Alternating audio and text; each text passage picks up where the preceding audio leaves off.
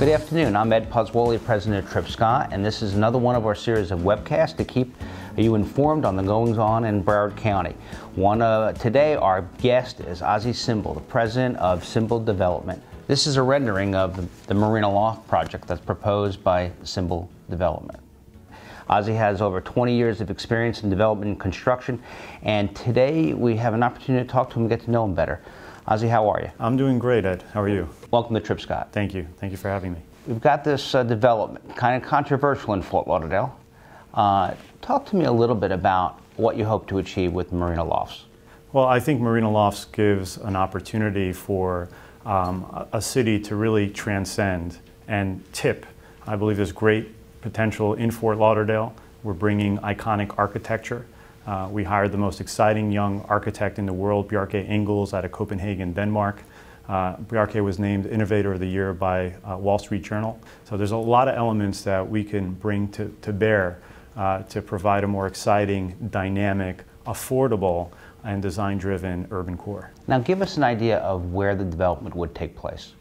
It'll be on the south side of the New River on a 6-acre underutilized stretch, an area that, in our opinion, screams for revitalization.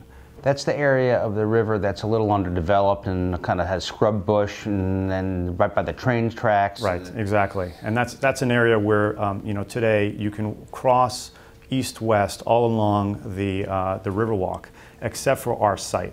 So this is the last remaining connection to the Riverwalk, which is a tremendous asset for the city of Fort Lauderdale that we hope to improve upon. So if Marina Lofts gets built, and it will hopefully, when it gets built. When it gets built, this will be the last piece of the puzzle there. That's correct. Commitment to Fort Lauderdale, I think it's kind of important for people to understand. Where do you live relative to development? Well, I actually moved right next to the property several months after we bought it, so I've been living in Fort Lauderdale for over a year now. And I did that because we view ourselves as creators of communities, and we are holistic developers. So it's important for me personally to be part of the community, to walk the community both during the day and at night, and also see what our community needs. And that's how we came up with Marina Lofts, after talking to over 1,000 people in our community, and the product is a result of that discussion. So describe for us what you hope to have at Marina Lofts. The project is residential? Yes, rentals. Rentals. And affordable luxury rentals, meaning most people who are working in downtown should be able to afford it. So rents are starting at $1,100 a month. Most of the units will be under $2,000 a month. And for $2,000 a month or less, you can both rent a unit at Marina Lofts and have a boat there. Wow, and so you utilize the river as the backdrop. Yes. How do you incorporate the river inside of your planning for the project? Well, we've carefully worked around the existing maritime uses. Our goal is to enhance and celebrate the marine uses, because we realize how important that is to the city of Fort Lauderdale, to Broward County. The marine industry is the largest generator of jobs. It has a major economic impact on the city, on the county. So we're really honoring that and promoting that by keeping most of the boat slips, keeping them open to the public, keeping all of the businesses, including the marine-related businesses, the water taxi service that we're going to highlight and promote as a primary means of public transportation. Also boat repair, as well as the Freedom Boat Club, which allows you to rent boats without needing to own one. So you're accentuating the Venice of the United States. That's what it's all about. There's a little bit of controversy dealing with the rain tree that's on the site now. What's the plan for that? Well, I believe as a developer, we have a moral and ethical responsibility to leave our environment in better shape than we found that. So that's why we're preserving our rain tree along with over 70 other mature trees on the site.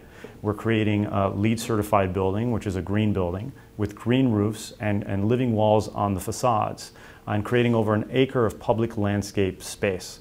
Now, we've hired a team of world-renowned tree preservationists, the chief arborist from the Fairchild Tropical Garden, right, as well as a company called Environmental Design.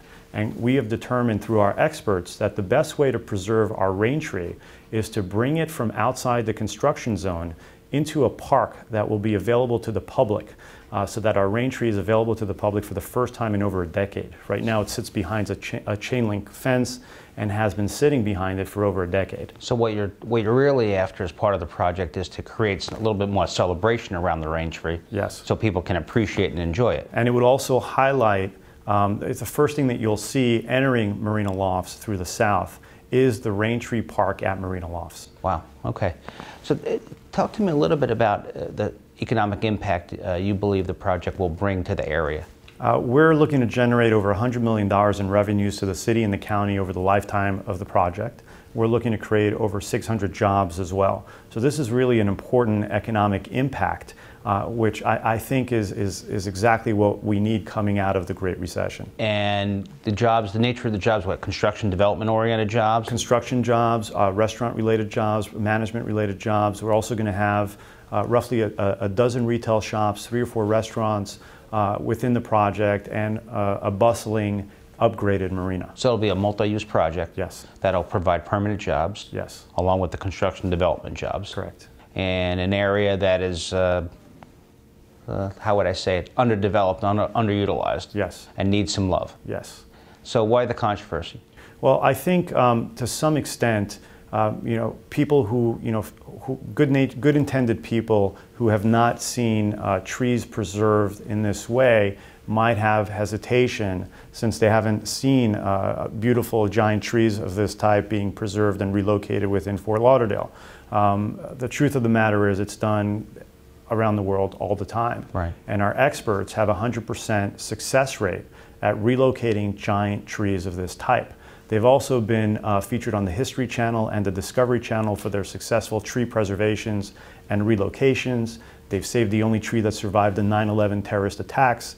They've moved giant trees in front of the Supreme Court of the United States, and are also in charge of the giant Christmas tree installation for the White House. So our rain tree, as well as our other trees, are in excellent hands. So you spared no expense to try to make sure that the preservation of the tree is, is totally protected, and to bring it out from behind that chain link fence and to allow people to celebrate it. Yes, and that speaks to our brand. Our brand is an eco-friendly, design-driven brand. So everything we do has to resonate along those lines. Share with me some of the other projects that you've had an opportunity to complete. I have roughly about $1 billion in development and construction experience in LA, New York, Miami.